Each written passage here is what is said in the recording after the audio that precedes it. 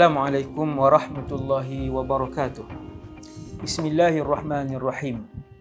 Alhamdulillahi rabbil alamin. Wa afdalus salati wa atammut taslim ala sayyidina wa habibina Muhammad ibn Abdillahil amin wa ala ali kullin wa sahbi kullin ajma'in. Amma ba'd. Muslimin umat Rasulullah yang dikasihi Allah sekalian, kita menggunakan kitab 65 kehidupan sahabat radhiyallahu anhum. Mereka adalah generasi termulia umat Rasulullah. Daripada 1400 tahun umat Rasulullah hidup di atas dunia ni, generasi yang paling hebat dari segi iman mereka dan kemuliaan adalah generasi yang ditarbiah dan dikeluarkan oleh Rasulullah sallallahu alaihi wasallam. Mereka adalah para sahabat radhiyallahu anhum yang bilangan mereka mencecah 100 hingga 140 ribu orang ramainya. Sahabat yang ke-14 ini adalah satu orang sahabat dan dia adalah anak kepada manusia yang paling keras permusuhannya dengan Islam di atas muka bumi Allah ini, iaitu Ikrimah bin Abu Jahal. Jadi anaknya mendapat hidayah daripada Allah Subhanahu wa taala. Untuk episod kali ini, hari itu kita sampai pada tajuk iaitu Nabi masuk ke dalam kota Mekah dalam peristiwa Fathu Makkah. Kemudian Nabi mengeluarkan senarai nama mereka yang dihalalkan darah kerana kejahatan mereka yang sangat besar, pemusuhan mereka yang sangat keras dengan Islam. Antara yang dikeluarkan senarai nama untuk dihalalkan darah itu adalah Ibnu Khatal dan juga Ikrimah ibn Abi Jahal. Kemudian Ikrimah pun melarikan diri menuju ke Yaman, dengan beberapa orang Quraisy lain yang tegar, yang tak mau masuk Islam. Dan baki penduduk Mekah ketika itu, tuan-tuan bayangkan keseluruhan penduduk Mekah, negeri kelahiran Rasulullah, kampung Nabi yang sangat Nabi kasih dan rindu, kesemua penduduk Mekah memeluk Islam. Walillahil hamd. Kecuali beberapa orang yang keras kepala, termasuk Ikrimah bin Abi Jahal. Kemudian selepas beberapa hari, Nabi berjumpa dengan wanita-wanita daripada Makkah yang dah masuk Islam.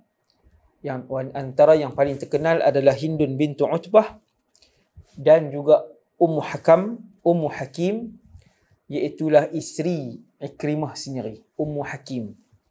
Hindun ni ialah isteri kepada Abu Sufyan dan dia adalah ibu kepada Sayyiduna Muawiyah ibn Abi Sufyan.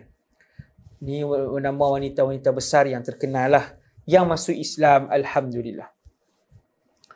Jadi waktu Nabi jumpa hari yang kedua, ketiga tu, Nabi jumpa dengan wanita-wanita yang masuk Islam di Mekah, wanita-wanita yang besar, yang kanan di kota Mekah.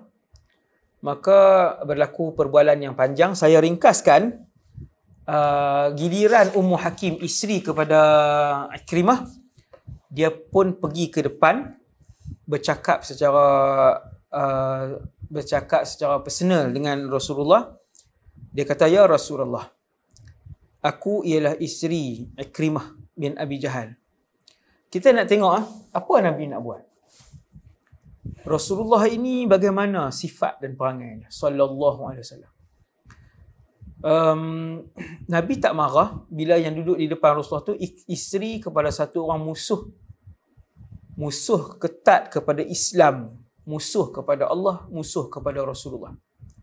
Bila dia kata dia isteri Ikrimah dan dia masuk Islam, dia isteri Ikrimah dan dia masuk Islam, Nabi tak marah. Bahkan apabila Ummu Hakim Dia bangun berbai'ah dengan Rasulullah.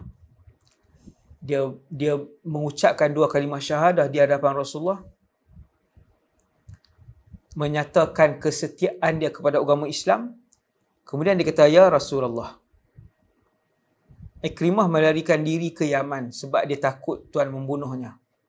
Memang Nabi senarai panjangkan antara yang halal darah ketika itu adalah Ikrimah. Isteri dia kata, ya Rasulullah, boleh tak berilah jaminan keamanan kepada suami saya Ikrimah. Semoga Allah memberi keamanan kepada Tuan.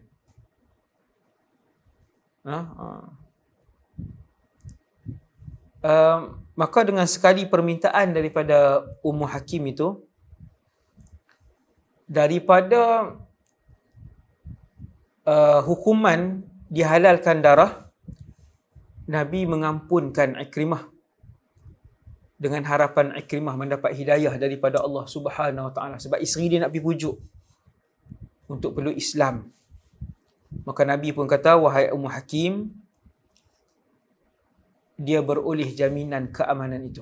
Maksudnya Nabi jamin dah, kali ni Nabi sendiri bagi jaminan keamanan kepada Ikrimah. Kemudian Ummu Hakim sendiri, dia bersiap dengan hamba abdi dia.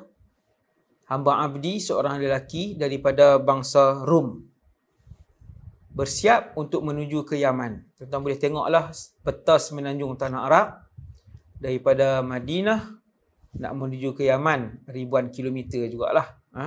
Ke bawah dia menuju ke selatan semenanjung tanah Arab. Jadi dia pun bersiap, dan dalam perjalanan, yang ni kisah ni dia tak ada kena-mengena dengan Islam Ikrimah. Cumanya dalam perjalanan dengan hamba abdi dia, bangsa Rom tadi ni, lelaki Rom tadi cuba menggoda dan memujuk Ummu Hakim untuk berzina. Dia tak paksa, tapi dia duduk pujuk. Dia duduk pujuk, goda sepanjang perjalanan tu jauh, mengambil masa banyak hari. Akan tetapi Ummu Hakim menolak dengan melakukan helah lah kepada pemuda hamba abdi depa. Hamba abdi, tuan-tuan jangan bayangkan semua hamba abdi kulit hitam. Kalau bangsa Rom ni bangsa yang maksudnya yang tampan lah, selalunya dengan tubuh badan, dengan rupa paras yang elok lah. Jadi Ummu Hakim satu orang wanita yang bermaruah, dan dia menolak ajakan tersebut sampai ke Sudah. Apabila sampai di sebuah kampung, dekat dengan Yaman dah, nak sampai Yaman, dekat dengan kampung, Ummu Hakim pun pergi bagi tahu kepada penduduk kampung bahawa dia dipujuk untuk berzina dan digoda oleh hamba dia. Maka orang kampung pun memberkas hamba abdi tadi. Okey, mengikat dia. Di sini tuan-tuan, sini ada satu poin, iaitu ketika wanita-wanita Makkah pada pembukaan kota Makkah berbai'ah dengan Rasulullah dalam peristiwa tadi, dalam peristiwa pembukaan kota Makkah tu, Nabi pun antara yang Nabi sebut ialah sumpah setia yang mesti, janji yang mesti ditunaikan, ialah supaya wanita-wanita ini tidak membunuh, tidak mencuri. Kemudian Nabi kata, depan wanita-wanita Makkah ni yang masuk Islam hari pembukaan kota Makkah tu, Nabi kata, dan kalian berjanji, mereka sebut kami berjanji untuk tidak berzina. Ketika Nabi kata kalian berjanji untuk tidak berzina, Hindun bintu Utbah terus bangun, dia kata, ya Rasulullah, wahai pesuruh Allah, dalam keadaan yang keheranan, Hindun tadi dalam keadaan yang keheranan, dia kata, awataznil hur, apakah satu perempuan yang merdeka akan berzina, sanggup dan mahu untuk berzina? Dia pelik. Dengan penuh keheranan, bila Nabi kata berjanjilah untuk tidak melakukan zina, maka Hindun kata, ya Rasulullah, satu orang perempuan yang merdeka takkan berzina. Maksudnya daripada hadis ni kata para ulama, banyak di kalangan wanita-wanita Makkah sebelum Islam sekalipun mereka tidak berzina. Mempunyai maruah yang sangat tinggi. Tidak pernah terlintas dalam pemikiran wanita-wanita Mekah sebelum Islam sekalipun untuk berzina. No? Yang sebahagian kecil ni memang ada lah yang berzina kan, tapi kebanyakan wanita-wanita Arab terutamanya mempunyai maruah dan kehormatan yang cukup tinggi. No? Buktinya yang tadi. Dan apabila Ummu Hakim, isteri Ikrimah sendiri, digoda oleh satu orang, walaupun hamba abdi tapi yang berbangsa Rom, dia tetap menolak sampai berapa belas hari perjalanan pun dia masih tidak menerima godaan dan ajakan berzina daripada hamba tadi. Masya Allah. Maruah mereka. No? Takkan berzina, kata Hindun. Hindun ni satu manusia yang pernah membunuh. Kan? Tapi untuk berzina, menggadai maruah seorang perempuan, diri sendiri, kata Hindun, aku tak pernah tahu seorang yang merdeka yang berzina. No? Seandainya Sayyidatuna Hindun bintu Utbah hidup pada zaman ini, nescaya beliau akan mati terkejut apabila melihat umat Rasulullah yang hidup pada zaman ini. Yang zaman yang tidak ada hamba abdi, tetapi umat Rasulullah yang ahrar, yang merdeka ini banyak yang berzina. Hasbunallah wa ni'mal wakil. Radhiyallahu an Hind. Okey, kemudian akhirnya sampai di satu tempat, Ummu Hakim berjumpa dengan suami dia Ikrimah, yang memang hari tu nak bersiap-siap dah naik kapal, nak menuju ke Yaman. Kira waktu tu belum sampai lagi betul-betul di Yaman, kena naik kapal sikit kan, kena naik kapal sekejap. Kemudian maka Ummu Hakim pun bercakap dengan suami dia, dia kata, wahai suamiku, jomlah kita balik kan, jomlah kita balik. Sesungguhnya aku datang daripada satu orang yang paling kuat menghubungkan silaturrahim. Orang yang paling banyak membuat kebajikan satu ketika dulu di Mekah. Aku datang daripada orang yang baik, wahai Ikrimah. Muhammad ibn Abdullah sallallahu alaihi wasallam. Wahai Ikrimah, aku dah minta untuk Rasulullah berikan jaminan keamanan kepada kamu. Dan Nabi pun bagi jaminan itu, wahai Ikrimah. Janganlah kamu binasakan diri kamu. Ikrimah pun tak percaya Nabi ampunkan dia. Itulah sifat dan akhlak kemuliaan Nabi yang tiada tolak bandingnya. Kebaikan Rasulullah yang tiada tolak bandingnya. Sallallahu alaihi wasallam. Mudah mengampunkan orang. Alaika assalatu wassalam ya Rasulullah. Kemudian Ikrimah kata, orang bagi tahu pada kamu, kamu yang bercakap sendiri dengan Muhammad. Dia bagi jaminan keamanan kepada aku. Isteri dia kata, wahai Ikrimah, aku sendiri yang minta dan Muhammad sallallahu alaihi wasallam sendiri yang bagi jaminan keamanan ini kepada kamu dengan mulut dia sendiri di hadapan aku. Waktu tu baru Ikrimah dia percaya, dia pun setuju untuk balik ke Mekah. Dalam perjalanan, dia pun lalu kampung yang diberkas hamba abdi Ikrimah tadi ni, laki yang menggoda dan memujuk rayu Ummu Hakim untuk berzina. Maka Ikrimah pun sampai di kampung tu, dia bunuh hamba abdi dia tu. Dia bunuh hamba abdi dia. Ini sebelum dia masuk Islam lah, dia bunuh. Maksudnya orang Arab dulu, walaupun Arab jahiliyah, bukan semua sudut kehidupan mereka adalah gelap dan jahat. Mereka juga adalah manusia-manusia yang mempunyai akhlak dan kehormatan diri yang tinggi. Ikrimah bila dia dengar dia punya hamba abdi, dia goda isteri dia tak boleh tahan, dia bunuh. Kalaulah andainya orang yang seperti Ikrimah ini hidup pada zaman ini, tuan-tuan, berapa banyak lelaki-lelaki yang akan dipenggal kepala oleh Ikrimah bin Abi Jahal ni. disebabkan berzina dengan isteri orang, berzina dengan suami orang lain hari ni. Wal'iyadzubillah, hasbiyallah, hasbunallah wa ni'mal wakil. Ni keadaan hari ni. Kemudian mereka pun teruskan perjalanan balik, sampailah ke Mekah. Sebenarnya Nabi duduk di Madinah, Nabi dah hijrah, tapi dalam peristiwa pembukaan kota Mekah ni, Nabi masuk kota Mekah bersama dengan 10,000 tentera Islam. Tidak berlaku apa-apa peperangan kecuali pertempuran kecil, 1-2 pertempuran kecil. Yang lain semua masuk dalam keadaan aman. Dan Nabi Nabi duduk agak lama di kota Mekah. Nabi duduk di situ. Ikrimah pun dalam perjalanan sampai, Rasulullah pesan kat sahabat radhiyallahu anhum.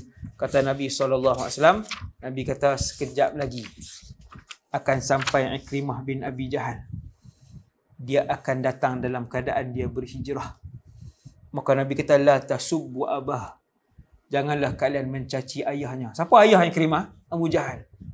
Satu manusia yang masya-Allah lah, bukan masya-Allah lah, na'udzubillah, teruk lah. Nabi kata jangan caci maki ayah dia. Sesungguhnya mencaci si mati itu akan menyakiti perasaan orang yang hidup dan tak sampai pun kepada si mati. Rasulullah sallallahu alaihi wasallam, itulah akhlak Nabi sallallahu alaihi wasallam. Semoga Allah memberi, orang kata apa, kekuatan kepada kita semua untuk berakhlak dengan akhlak Rasulullah sallallahu alaihi wasallam. Kemudian Ikrimah pun sampai di kota Mekah, dia pun minta izin untuk masuk menghadap kepada Nabi sallallahu alaihi wasallam, dan Nabi pun memang ada di tempat tu. Maka dia pun masuk, Nabi pun kata ahlan birrakibil muhajir. Selamat datang kepada si penunggang kuda yang berhijrah. Ahlan birrakibil muhajir. Nabi pun ambil rida dia, Nabi bentangkan rida. Nabi ada kain yang selalu Nabi bawa. Kain itu macam-macam guna dia. Untuk Nabi duduk, untuk Nabi letakkan sebagai, Nabi nak sendai macam bantai, Nabi nak berlindung daripada panas, Nabi letak di bahu, untuk Nabi solat, rida, dinamakan rida. Jadi rida ni, kain itulah yang diletakkan oleh Rasulullah. Maka Nabi ambil rida dia, Nabi hampak untuk Ikrimah duduk sallallahu alaihi wasallam. Tengok kita belajar, kita dengar cerita tentang sahabat, kita boleh belajar tata cara kehidupan, tindakan, respon, macam mana kehidupan Rasulullah sallallahu alaihi wasallam dalam setiap sudut kehidupan Nabi. Ikrimah pun duduk betul-betul di depan Nabi. Dia kata, wahai Muhammad, Ummu Hakim bagi tahu kepada saya, kamu berikan kepada saya jaminan keselamatan. Apakah benar, wahai Muhammad? Nabi pun kata, ya. Wahai Ikrimah, aku yang menjamin keselamatan kamu. Maksudnya tak ada siapa orang Islam yang boleh membunuh Ikrimah. Masya Allah, tengok. Kemudian Ikrimah kata, wahai Muhammad. Dia tak masuk Islam ni. Dia kata, Islam ni apa? Apa yang Islam bawa, wahai Muhammad? Nabi pun bercakap. Nabi kata, wahai Muhammad, wahai Ikrimah, aku berseru supaya kamu bersaksi tiada Tuhan dalam alam ini yang berhak disembah melainkan Allah, dan aku berseru kepada kamu untuk bersaksikan bahawa aku adalah hamba dan pesuruh Allah. Ajaran Islam ini, wahai Ikrimah, dia ajak kamu mendirikan sembahyang. Kamu mengeluarkan zakat, wahai Ikrimah, daripada harta kamu. Nabi pun sebut satu-satu apa semua. Sebut rukun Islam. Habis Nabi sebut, Ikrimah kata, demi Allah, benda yang kamu ajak ni, wahai Muhammad, adalah benda yang ke arah kebaikan dan kebenaran. Ketika itu juga masuk hidayah ke dalam hati Ikrimah. Allahu Akbar. Allahu Akbar. Allahu Akbar. Dan Ikrimah kata, wahai Muhammad, kami tahu selama ini pun kamulah yang paling benar percakapannya. Wahai Muhammad, selama ini kami tengok kamu orang yang paling banyak melakukan kebaikan dan kebajikan di kota Mekah. Sebelum kamu mengajak dengan seruan Islam ini pun. Maka Ikrimah pun hulurkan tangan dia untuk ikrar kepada Nabi. Dia suar tangan, pegang tangan Nabi. Dia pun kata, asyhadu an la ilaha illallah wa asyhadu annaka Rasulullah. Dia tak sebut wa asyhadu anna Muhammadan lah sebab Nabi duduk di depan. Wa asyhadu annaka Rasulullah, dan aku bersaksi bahawa kamu adalah pesuruh Allah. Kemudian dia tanya, kemudian apa lagi wahai Rasulullah?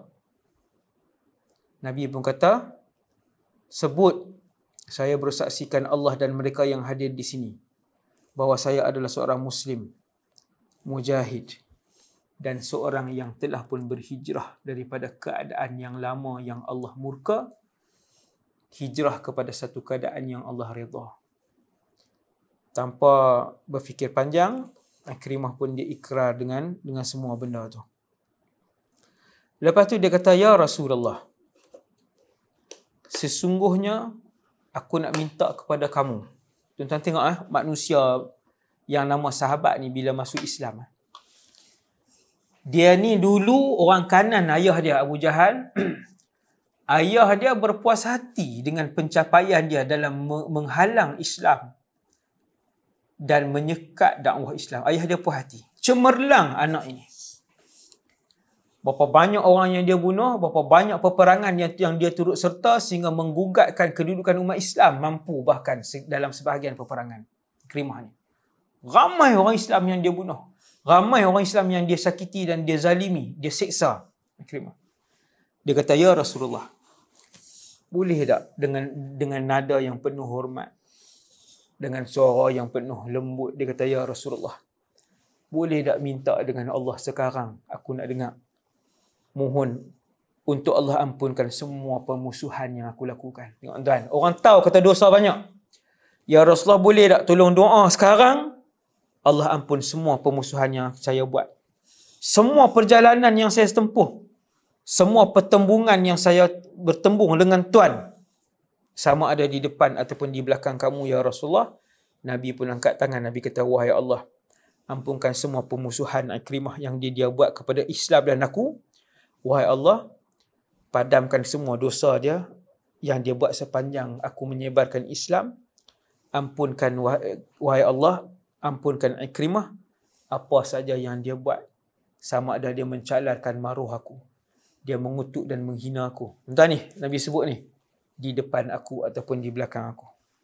Ikrimah pun senyum kegembiraan. Seronok sangat dia. Dia pun berikrar depan Nabi, dia kata, wahai pesuruh Allah, tidak akan ada satu dirham dan dinar pun yang aku belanjakan untuk memusuhi kamu, kecuali aku akan gandakan daripada peruntukan yang sama. Kalau dulu Ikrimah guna 1 juta, 2 juta ringgit untuk menghalang Islam. Dia orang kaya. Ikrimah dan ayahnya Abu Jahal adalah orang kaya, orang besar kota Mekah. Dia kata, ya Rasulullah, kalau dulu aku gunakan 2 juta untuk menyekat Islam, ni contoh, kali ni aku akan gandakan duit itu untuk menyebarkan Islam. Ya Rasulullah, berapa banyak orang yang aku bunuh di kalangan sahabat, sebanyak gandaan itulah aku akan gandakan. Sebanyak itulah yang akan aku bunuh di kalangan musuh Allah dan musuh Islam selepas ni. Berubah tuan-tuan, satu manusia yang kejahatan yang dia buat kepada Islam sehingga Nabi menghalalkan dakwah dia. Ikrimah ni. Tapi bila dia masuk Islam, seperti mana yang dia ikrar depan Nabi, dia tebus semua dosa lama dia menjadi seorang yang baik, mendapat doa Nabi khas, doa khas Rasulullah. Nabi angkat tangan, Ikrimah. Di Malaysia ni saya tak pernah jumpa, 40 tahun saya hidup ni, saya tak pernah jumpa lagi di Malaysia nama Ikrimah, belum lagi. Satu manusia yang hebat tuan-tuan.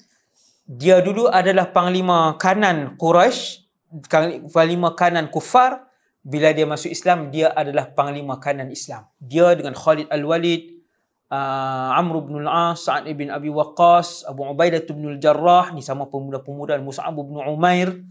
Ni pemuda-pemuda yang panglima-panglima perang. Pemuda-pemuda, orang-orang muda. Termasuklah Ikrimah ni, dia pun hebat dalam medan perang dan dia menebus dosa lama dia dengan mengepalai peperangan. Kata para sahabat, selepas masuk Islam, kami melihat Ikrimah ini sama ada dia di medan jihad ataupun kalau dia duduk di Madinah, sama ada dia semayang malam ataupun dia baca Quran. Dua tu ya keadaannya. Sama ada di medan perang ataupun kalau dia di Madinah, orang akan nampak dia baca Quran ataupun dia semayang malam. Bismillah, Masya Allah. Berubah Allah, jadi Allah sayang, Rasulullah sayang manusia ni. No? Orang pernah melihat dia memegang lembaran-lembaran Quran sambil dia meletakkan di muka dia dalam keadaan yang menangis teresak-esak. Dia kata kalamu rabbi, kalamu rabbi. Dia kata kitab Tuhanku, kitab Tuhanku. Pegang Quran ni, pegang Quran, letak di muka. No? Dia letak di muka dia. Rindu dia dengan kalamullah, dengan Quran. Jadi pada satu masa berlaku perang yang besar, Nabi dah wafat. Nama perang tu perang Yarmuk, Ma'rakatu Yarmuk. Perang ni best, menarik kalau cerita dalam 1 jam setengah, sangat menarik. Panglima kanan dalam peperangan tersebut antaranya Khalid bin Walid, kawan baik Ikrimah bin Abi Jahal. Dua-dua ni panglima kanan. Di pusingan pertama, umat Islam hampir kalah dalam peperangan Yarmuk ini. Sehinggalah Ikrimah turun daripada kudanya dan dia patahkan sarung pedangnya. Satu orang pejuang, kalau dia patahkan sarung pedang, maksudnya memang dia nak masuk dalam pertempuran tu dan dia tak mau balik. Maksudnya dia masuk dan dia boleh bunuh 100-200 orang, hebatlah. Sangat-sangat luar biasa tu. Jadi itu yang dilakukan oleh Ikrimah. Dia turun daripada kuda dia patahkan sarung pedang dia pun masuk ke dalam pertempuran yang dahsyat tadi ni. Sebelum dia nak masuk, Sayyidina Khalid kejar dia. Sayyidina Khalid kata, wahai Ikrimah, jangan. Sebab panglima perang dulu dia tahu, kalau seseorang tu buat satu tindakan ni, dia tahu yang ni memang nak masuk, memang nak syahid lah, memang nak bunuh seramai orang, ramai musuh dan nak mati syahid. Khalid awal panggil dia. Sebab apa Khalid awal panggil? Khalid kata, wahai Ikrimah, jangan. Kematian kamu akan membuatkan kepada hentaman yang berat kepada tentera Islam. Sebab kalau Ikrimah meninggal, maka orang Islam kehilangan seorang panglima kanan perang. Sebab dia mahir dalam perang. Jadi Sayyidina Ikrimah ni satu orang yang mahir dalam selok-belok perang. Jadi Khalid Walid rasa rugi, kan? Sebab khidmat dia masih diperlukan, maka jawab Ikrimah dengan penuh iman dan berani. Dia kata, tinggalkan aku wahai Khalid. Kamu dah lama masuk Islam lebih daripada aku bersama dengan Rasulullah. Aku dan ayahku banyak dosa kepada Islam. Ya, kami dah banyak dosa. Semoga perjuangan aku dalam perang Yarmuk ini boleh menembus semua dosa-dosa aku yang telah lalu. Dia pun tinggal Khalid Al-Walid. Dia pun masuk dalam medan perang. Sebelum dia masuk, dia panggil tentera-tentera Islam. Dia kata, siapa yang nak berbai'ah untuk mati? Kata Ikrimah. Dengan suara yang lantang dia kata, siapa yang nak berbai'ah untuk mati syahid? Maka 400 orang. Semua pejuang-pejuang ni duduk di belakang, 400 orang. Semua mai bai'ah dengan Ikrimah ni semua untuk mati syahid. Antaranya bapa saudara beliau sendiri Al-Harith ibn Hisham, Jirar ibn Al-Azwar, dan juga ramai Ayyash ibn Abi Rabi'ah. Ayyash ni nama sahabat. Ayyash. Semalam saya tahnik ada satu orang, anak kecil ni, bayi ni, nama Ayyash. Jadi sahabat 400 orang. Masya Allah, hebat. Bila Ikrimah kata, aku nak masuk dan takkan kembali ke kampung halaman. Aku nak mati syahid sekarang ini juga. Siapa yang berani untuk berbai'ah dengan aku untuk bai'ah mati syahid, silakan berada di belakang aku. Tuan-tuan yang dirahmati Allah, 400 orang. Kita hari ni kalau nak minta senarai untuk orang mati syahid, contoh berlaku perang kan. Nas'alullah as-salamah wal huda was sadad. Jadi 400 orang ni pun dibimbing dan dipimpin strateginya oleh Ikrimah ibn Abi Jahal. Masuk. Dan akhirnya tuan-tuan, dalam pusingan yang kedua, umat Islam menang besar dalam peperangan Yarmuk tersebut. Jadi perang pun habis. Bila perang habis, orang akan tentera Islam pergi kutip ni lah, maksudnya pergi carilah yang mana yang nak mati syahid apa semua ni kan, yang mana meninggal apa. Maka mereka jumpa lah 3 orang yang luka parah. Semua dah tertiarap lah, semua dah terlentang di tanah. Antaranya Al-Harith bin Hisham, Ayyash ibn Abi Rabi'ah dan Ikrimah bin Abi Jahal. 3 orang ni yang sudah pun terlentang di atas tanah, dah luka parah lah 3 orang ni. Waktu umat Islam duk mai check siapa yang masih hidup di kalangan sahabat, apa yang masih hidup di kalangan sahabat, maka nampak 3 orang ni dah nyawa-nyawa ikan dah. Dah di penghujung sangat dah. Bila nak buat pi ayak kepada Ikrimah tengok Al-Harith, dia tunjuk bagi ayak kat Harith, dia tunjuk itu je. Orang pun bawa ayak yang sikit tadi ni, ayak satu je bagi kat Harith.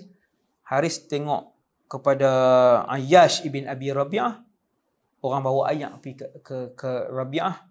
Rabi'ah tengok Ikrimah kan, Ayyash tengok Ikrimah, dia suruh bawa pergi ayak dekat Ikrimah. Bila nak bawa pergi ayak dekat Ikrimah dah mati syahid.